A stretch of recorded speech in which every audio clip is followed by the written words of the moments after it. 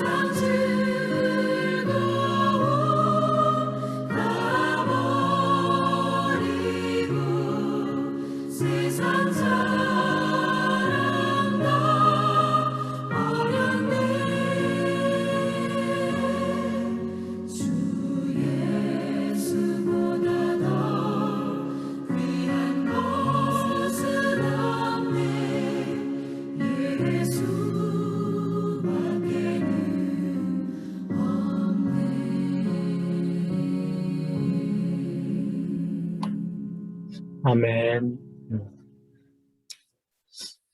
오늘 하나님의 말씀은 생명의 삶 오늘 본문입니다. 마태복음 27장 11절에서 26절인데요. 제가 24절에서 26절 말씀만 같이 공독하도록 하겠습니다. 24절입니다. 빌라도가 아무 성과도 없이 도리어 밀란이 나려는 것을 보고 물을 가져다가 무리 앞에서 손을 찢으며 이르되 이 사람의 피에 대하여 나는 무죄하니 너희가 당하라. 백성이 다 대답하여 이르되 그 피를 우리와 우리 자손에게 돌릴지어다 하거늘 이에 바라바는 그들에게 놓아주고 예수는 채찍질하고 십자가에 못 박히게 넘겨주니라. 오늘 말씀의 제목은 제가 빌라도와 나라는 제목으로 같이 은혜를 나누기를 원합니다.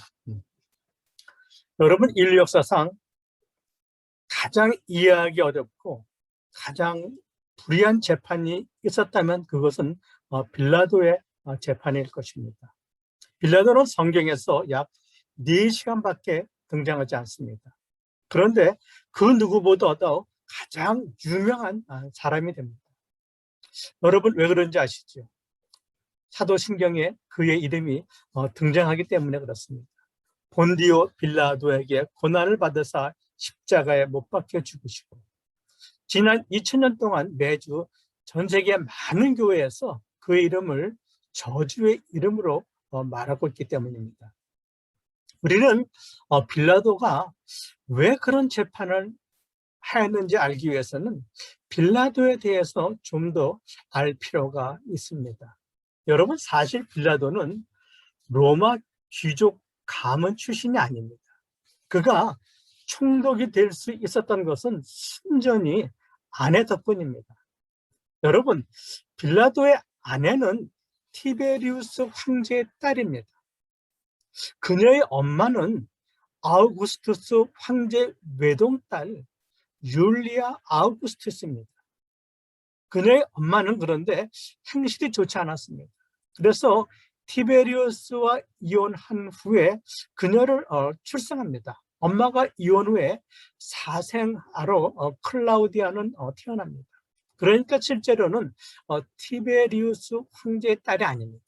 그런데 티베리우스가 황제가 된 후 사생아로 태어난 그녀를 너무나 사랑해서 자기 딸로 받아들입니다. 그녀 이름이 뭐라고요? 클라우디아 프로큘라입니다. 그러니까 그녀는 아우구스투스 황제의 손녀이자 티베리우스 황제의 딸입니다. 즉 황족의 남편이 되었기에 빌라도는 유대의 총독이 된 것입니다. 유대의 유명한 역사학자 요세푸스는 빌라도에 대해서 이렇게 말합니다. 그는 약삭빠르고 처세술이 강하고 잔인하고 폭력적인 인물이었다고 말합니다. 사실 그는 자신의 능력으로 총독에 오를 수 있는 인물이 아니었습니다. 그래서 그는 지나치게 로마에게 아부했고 황제 숭배를 더욱 강요했다고 합니다. 출세를 위해서는 무엇이든지 할 수 있는 사람이었습니다. 여러분, 그 당시 유대 총독부는 예루살렘이 아닙니다. 가이사라에 있었습니다. 가이사라 어딘지 보이시나요? 저 지중해 쪽에. 네. 예수님이 태어났을 때 여러분 동방 박사들이 예루살렘에 와서 유대인의 왕으로 나신 이가 어디 계시냐고 물었지 않습니까? 그때 그 말을 듣고 모든 어린아이들을 죽이라고 명령했던 왕이 있습니다. 누군지 아시죠? 네, 헤롯 대왕입니다. 그는 이둠의 에돔 사람입니다. 정통 유대인이 아니죠. 그런데 어떻게 그가 왕이 될 수 있었는가? 그것은 그는 로마의 유력자들과 좋은 관계를 맺었기 때문입니다. 그래서 그는 로마 황제인 아우구스투스에게 충성을 맹세한다는 뜻으로 한 도시를 10년에 걸쳐서 개발 건설합니다. 그리고 그 도시 이름을 가이사라고 붙여서 황제에게 바칩니다. 그러니까 성경에 나오는 가이사라는 말은 시저, 즉 황제라는 말입니다. 가이사라는 어디에 있는가 보면은 여러분 지중해 해안 도시입니다.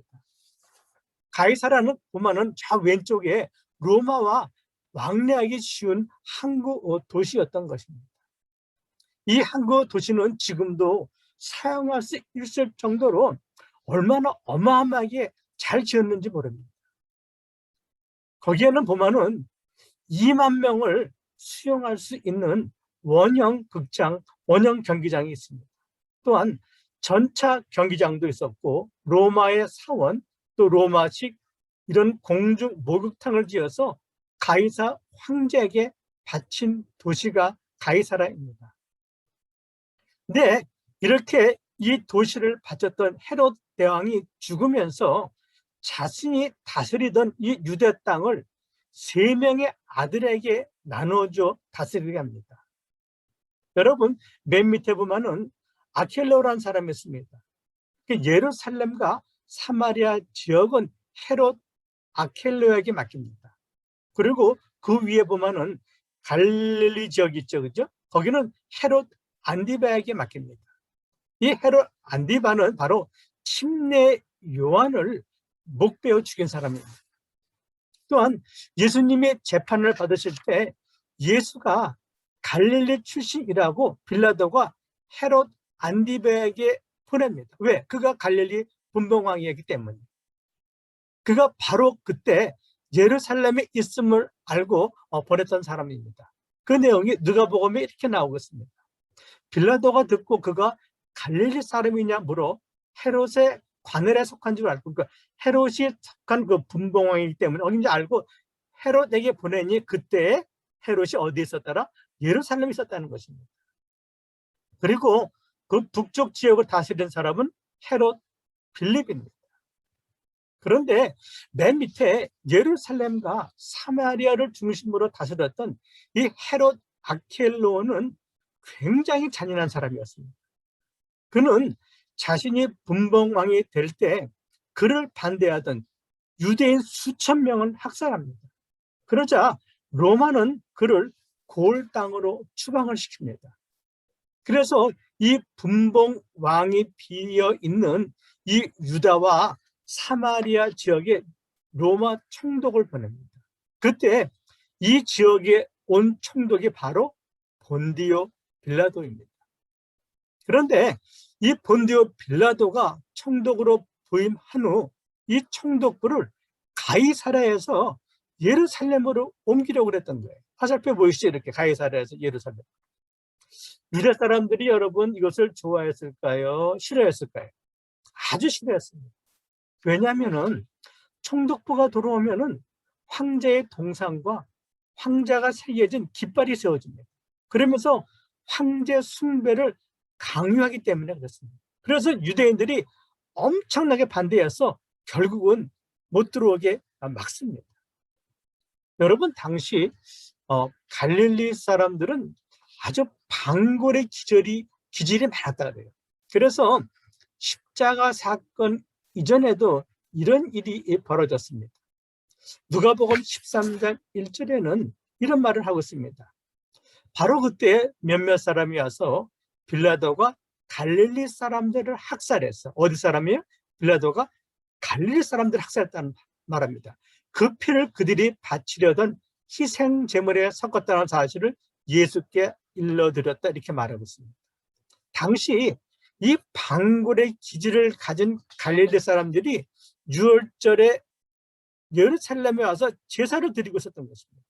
지금 말하면 예배를 드리고 있는데 빌라도가 갑자기 로마 군인을 보내서 이유도 없이 잔인하게 죽였던 사건을 말하는 것입니다. 당시 역사가 아까 말했던 그 요세푸스에 의하면은 3,000명의 유대인들이 짐승처럼 제단에서 죽었다고 합니다. 그래서 그들의 피와 함께 제물이 드려졌다고 여기서 말하는 것입니다. 여러분 또한 빌라도는 솔로몬의 연못에서 예루살렘으로 물을 끌어오고자 상수도 건설을 합니다. 물론 이 일은 모든 사람이 좋아하는 일입니다. 그런데 그 일에 필요한 돈을 어떻게 조달하느냐 하면은 성전에 바쳐진 돈을 빼앗아서 공사를 합니다. 그러자 백성들이 한가하자 또 그들을 다 살육하였다고 말합니다. 이렇게 그의 간교함과 잔인함으로 그는 다른 총독들보다 더 오래 이 팔레스타인에 머물렀다고 말합니다. 보통 총독들은 5년, 6년 있다가 떠났는데 빌라도는 10년을 통치합니다. AD 26년에서 36년, 10년을 통치합니다. 그런데 지금 보면은 이 가이사랴에 있어야 할 빌라도가 지금 예루살렘에 와 있습니다. 왜죠, 여러분? 당시 6월절에는 세계 각국에 흩어져 있던 디아스포라 유대인이 약 200만 명이 모였다고 말합니다. 그래서 혹시 밀란이 날까 두려워서 그는 예루살렘에 자기와 함께 있는 로마 군인들을 데리고 와 있었던 것입니다. 그때 마침 유대 종교 지도자들이 예수를 죽이기 위해서 빌라도에게 예수를 끌고 왔던 것이죠. 그러니까 예수님은 유대인의 법정에서 종교 재판을 받으시고 로마인의 법정에서 정치적 재판을 받으셨던 것입니다. 여러분에게 묻겠습니다. 여러분, 예수님은 유대법에 의해서 죽으십니까? 로마법에 의해서 죽으십니까? 로마법입니다. 그렇다면 십자가는 유대 사형 방법입니까? 로마 사형 방법입니까? 로마 사형 방법이죠. 그들은 처음에는 신성 모독죄로 죽이려고 했어요. 여러분, 유대인들은 사형 집행권이 있었나요? 없었나요? 있었어요? 없었어요? 예, 없었지요. 그런데 예외 조항이 있었습니다. 율법에서 말하는 하나님을 모독하는 죄, 부모를 때리는 죄, 무당이나 점쟁이를 찾아가는 죄, 간음죄, 이런 죄들은 돌로 쳐 죽여도 용인해 주었다는 것입니다. 그래서 여러분들이 사도행전을 보면은 스데반을 죽일 때 그 유대인들이 빌라도에 가서 물어보고 허락받고 돌로 쳐 죽이나요? 아니에요. 여러분, 또 간음한 여인을 끌고 와서 그들이 또 돌로 쳐 죽이려고 했던 것을 우리는 압니다. 지금 유대인들은 예수 그리스도를 유대법으로 죽이려면은 많은 사람들 앞에서 돌로 쳐 죽여야 하는 것입니다. 그런데 그렇게 되면은 예수를 따르는 사람들과 충돌이 일어날까 봐 기묘한 묘책을 강구했던 거예요. 즉 자기 손에 피 묻히지 않고 죽이는 로마법을 택하는 것입니다. 그래서 죄목을 바꿉니다. 신성 모독죄에서 국가 발제 바꿉니다. 예수가 자신을 유대인의 왕이라고 했다고 정치 죄목을 씌워서 예수를 처형하는 것입니다.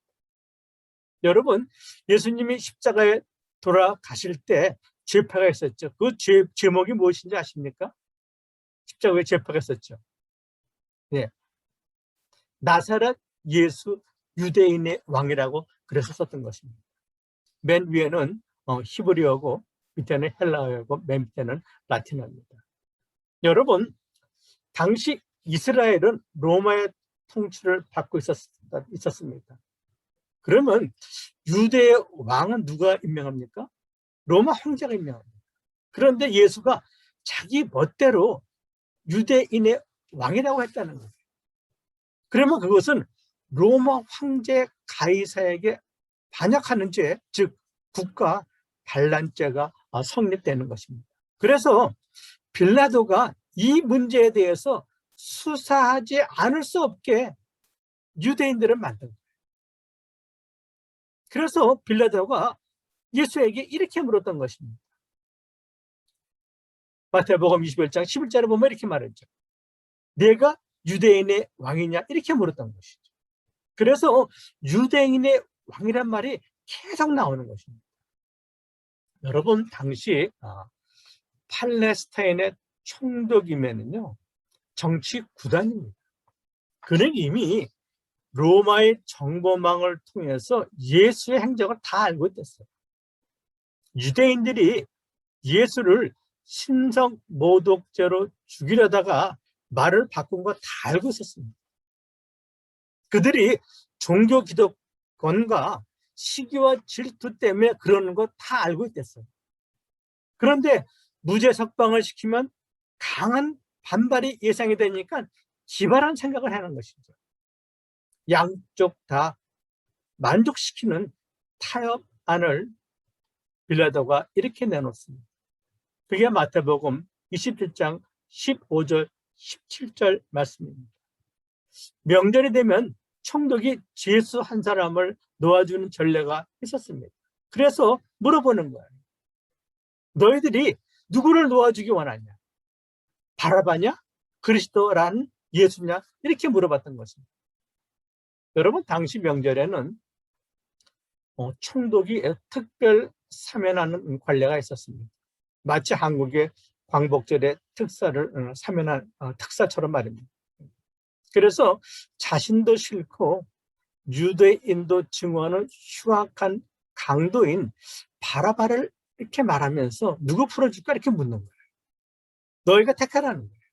예수냐 바라바냐. 설마 바라바를 원치 않겠지 하고 이렇게 타협안을 내놓은 것입니다. 근데 바로 그때 빌라도의 아내가 사람을 보내서 이런 말을 합니다. 빌라도의 아내가 저 옳은 사람에게 예수 그리스도에게 아무 상관하지 말라고 말합니다. 왜요? 오늘 자기 꿈에 그 사람으로 인하여 자기가 많이 힘들었다고 말하는 거예요. 여러분 이 세계 역사상 가장 이 불의한 재판에 유일한 한 사람이 지금 예수님의 변호사로 등장합니다.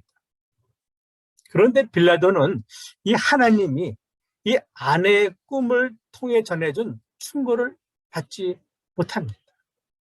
그는 예수가 무죄인 거 알면서도 이 불법 재판을 계속합니다. 재판을 진행하면서 3번이나 예수가 무죄인 것을 말합니다. 이렇게 3번을 말합니다. 나는 아무 죄도 그에게 찾지 못하였다고 이렇게 3번을 말합니다. 여러분 여기서 우리는 이렇게 한번 생각해 볼 수 있어요. 왜 성경은 이 빌라도의 재판 이야기를 자세하게 말해주고 있을까? 왜 그랬을까? 성경은 오히려 이것을 통해서 예수 그리스도가 누구인지를 증거하고 있다는 것입니다. 예수 그리스도는 바로 죄 없는 흠 없는 어린 양, 우리의 구원자라는 것을 역설적으로 증거하고 있다는 거예요.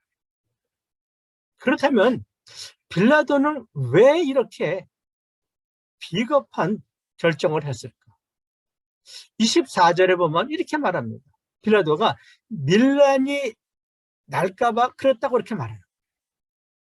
밀란이 나면은 자기 정치 생명이 끝날 수 있게 자기 자리를 지키려고 그랬다는 것입니다. 그래서 그는 물을 가져다가 자기 손을 닦으면서 나는 이 사람의 피에 대해서 무죄하다고 이렇게 말합니다. 그는 정말 비열하게 자기 밥그릇 지키기 위해서 손을 닦은 것입니다.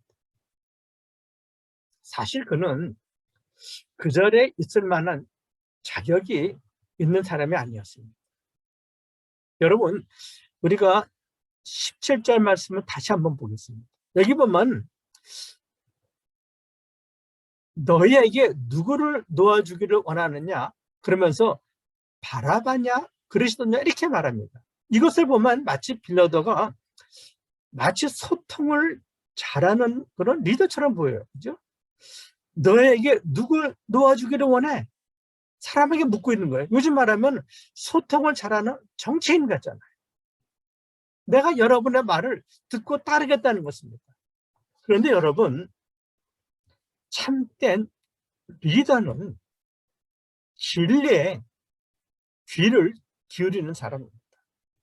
사람이 무서워서 사람의 말에 귀를 기울이는 자가 아니라는 것입니다.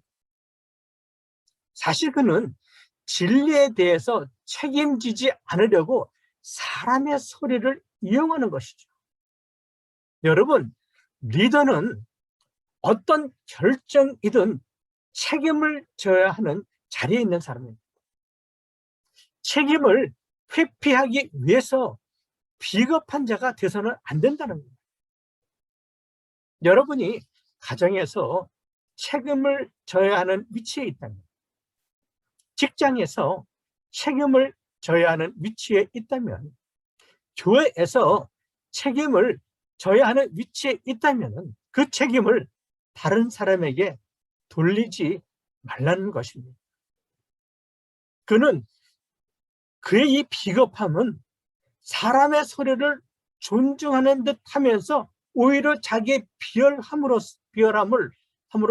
자기 욕망을 지금 채우고 있는 거예요. 저는 요즘에 한국의 정치 상황을 보면서 저 사람들은 왜 그토록 자기 자리를 지키려고 그러는지 때로는 화가 날 때가 있더라고요. 물론 자격이 없는 사람이 그 어떤 높은 자리에 올라갈 수 있습니다. 그러면 만약에 자격이 없는 사람이 그 자리에 있게 되었다면은 이제는 그 자리에 있을 만한 책임적인 인간이 되기 위해서 여러분 자격을 만들어 가야 하는 거 아닌가요? 저는 우리 크리스천들은 가정에서, 사회에서, 교회에서 정말 하나님 앞에서 책임적인 삶을 살기를 원합니다. 만약 우리 인생이 내 밥그릇, 내 자리 지키는 것이 목적이라면 우리는 절대로 빌라도와 다르다고 말하지 못할 것입니다. 이때 유대 백성들은 또 이렇게 말합니다. 그 피를 우리와 우리 자손에게 돌리라고 이렇게 말합니다.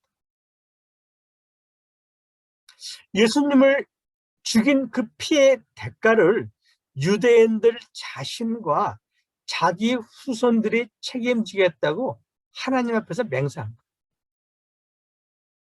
그들이 말한 대로 그들은 엄청난 대가를 치른 것을 우리는 역사를 통해서 알게 됩니다. 여러분, AD 70년 예루살렘이 멸망 후 그들은 나라 없이 몇 년 동안 세계를 떠돌아다니니까 2000년 동안 여러 나라에 흩어져 삽니다. 나라 없이. 그래서 1948년에 독립합니다. 그리고 제2차 세계대전 때에는 600만 명이 학살당하는 민족적 참극을 보게 됩니다. 피해 대가가 그들과 그 자손들에게 돌아갔던 것을 봅니다. 그렇다면 빌라도 재판에서 유일하게 예수 그리스도를 변호했던 빌라도의 아내는 어떻게 되었을까? 저는 그게 궁금했어요. 그 아내 이름이 누구라 그랬죠? 클라우디아죠, 여러분. 이 클라우디아라는 이 여인의 이름이 니고데모 복음서에 나옵니다. 여기 보게 되면 아포크리파라고 되어 있죠. 여기 아포크리파는 외경입니다. 그러니까 외경에 나오겠습니다. 성경이 아닌 니고데모의 복음은 1부와 2부로 되어 있습니다. 근데 1부에 보면은 빌라도의 아내는 유대교로 개종한 자로 나옵니다. 또 그녀는 예수께서 십자가에 달리신 것을 다 보았다고 말합니다. 또 교부인 오리건은 후에 빌라도의 아내는 그 클라우디아는 기독교인이 되었다고 말합니다. 훗날 그녀는 그리스 종교와 콥트 교회와 이디오피아 교회에서 성인으로 추대되었다고 말합니다. 그렇다면 빌라도는 어떻게 되었을까요? 그가 아무리 손을 씻어도 그의 직무유기죄는 피할 수가 없었습니다.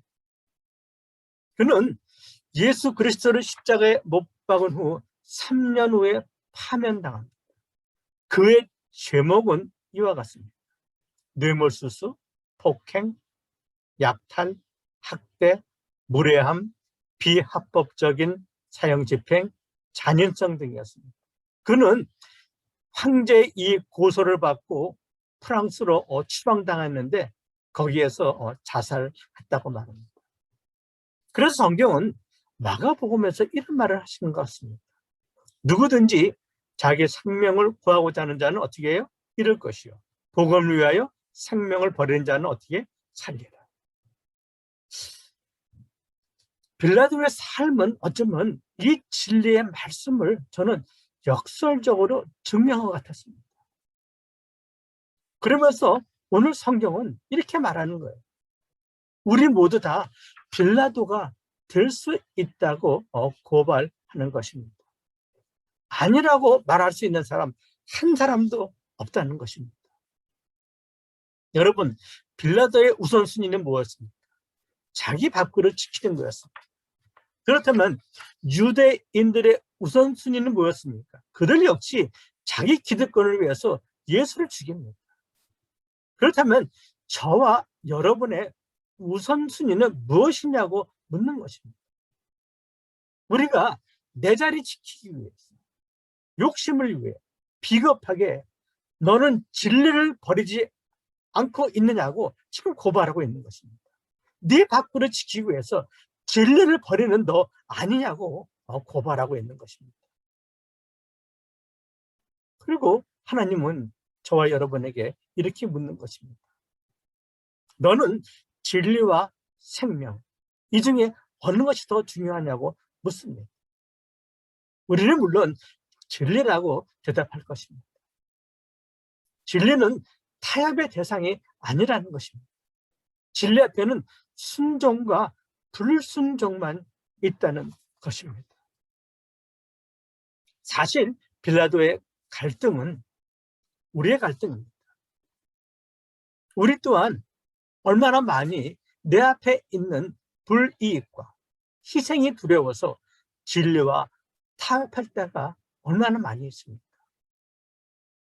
저는 그래서 오늘 3가지 기도 제목을 가지고 여러분들과 함께 기도하기를 원합니다. 첫 번째는 무엇입니까? 현재 나의 현실 속에서 무엇이 하나님의 뜻인지 정말 몸부림치면서 기도 한번 해보시기 바랍니다. 왜냐하면 우리 인생은 선택의 결과이기 때문에 그렇습니다. 두 번째는 우리가 이 하나님의 뜻을 깨달았다면 이제는 현실과 타협하지 말고 진리에 순종하게 해달라고 기도하시길 바랍니다. 여러분, 진리 앞에서 현실과 타협하는 빌라도가 되지 말고 진리에 순종할 수 있게 해달라고 기도하라는 것입니다. 그리고 3번째는 진리에 순종한 결과에 대해서는 두려워하지 말라는 것입니다. 이제는 그 결과는 하나님께 맡기고 담대하게 나아갈 수 있게 기도하시기 바랍니다. 그러면 하나님이 그 결과에 대해서는 반드시 책임져 주실 것을 믿으시기 바랍니다. 우리 이 시간에 다 함께 이 3가지 기도 제목을 가지고 잠시 기도하는 시간 갖도록 하겠습니다. 여러분 다 같이 눈을 감으시고 기도하시기 바랍니다.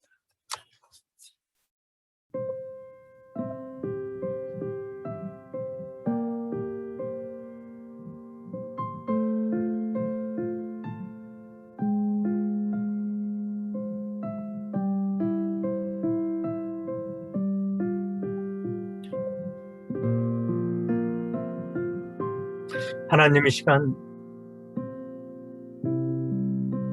우리 모두는 빌라도의 재판장 안으로 달려갑니다. 빌라도 옆에 서 있는 나의 모습을 봅니다. 과연 나와 빌라도는 무엇이 다른가를 봅니다. 빌라도는 갈등이 많았던 사람이었습니다. 갈등했다는 것은 그는 무엇이 옳은지 알았다는 것입니다. 알았으면서도 당장에 손해 때문에 타협하는 것을 봅니다. 죄가 무엇인지 알면서도 그는 결국 죄의 길을 갔다는 것입니다. 갈등하고 고민하면서도 그는 정면 돌파를 못한 사람입니다.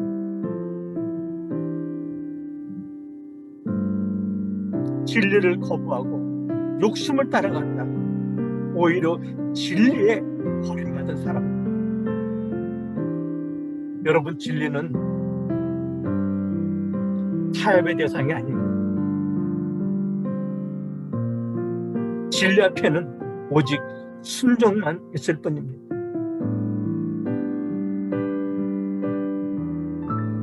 하나님, 지금 우리들이 하는 일들, 계획하는 일들, 그것이 하나님의 뜻이 아니라면 과감히 돌아서게 하여 주시옵소서. 어리석은 결정 다시 하지 않게 하여 주시옵소서. 그리하여 이 진리 앞에 순종하게 하시소. 모든 결과는 하나님이 책임져 주심을 믿고 담대하게 살아가는 저희들 되게 하여 주시옵소서. 살아계신 예수 그리스도 이름으로 기도합니다. 아멘.